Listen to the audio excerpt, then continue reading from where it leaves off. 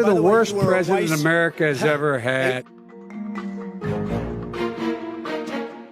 You get the final word, Mr. Well, it's hard to get any word in with this clown. But why didn't you do it over the last 25 years? Because you weren't president. Because you weren't president screwing things up. Will you shut up, man? Listen, who is your tax I paid $38 million one year.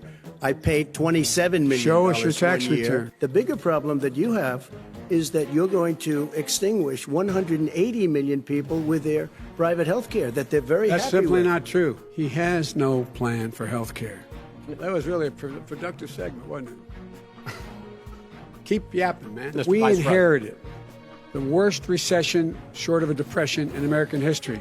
I was asked to bring it back. We were able to have an economic recovery that created the jobs you're talking about. We handed him a booming economy. He blew it. It wasn't he booming. Blew it. He blew it. They have no idea what Vice happened. President Biden, go ahead. He has no idea what he's talking about. Mr. Vice President answered his final question. The final question is, I can't remember which of all his rantings. I'm having a little trouble myself. The fact is that I've gone head-to-head with Putin and made it clear to him we're not going to take any of his stuff.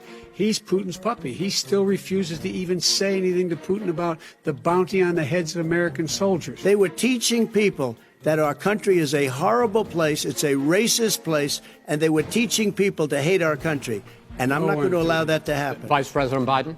Nobody's doing that. He's the racist. I think that the country would be better served if we allowed both people to speak with fewer interruptions. I'm appealing to you, sir, to do that. Well, and him too. Well, frankly, you've been doing more interrupting Oh, that's than all he right, has. but he does plenty.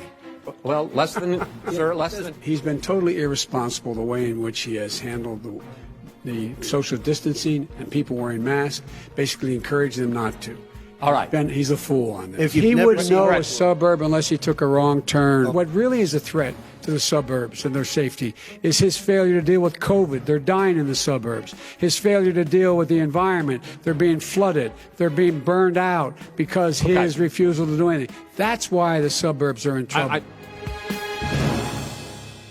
When Mr. Floyd was killed, there was a peaceful protest in front of the White House.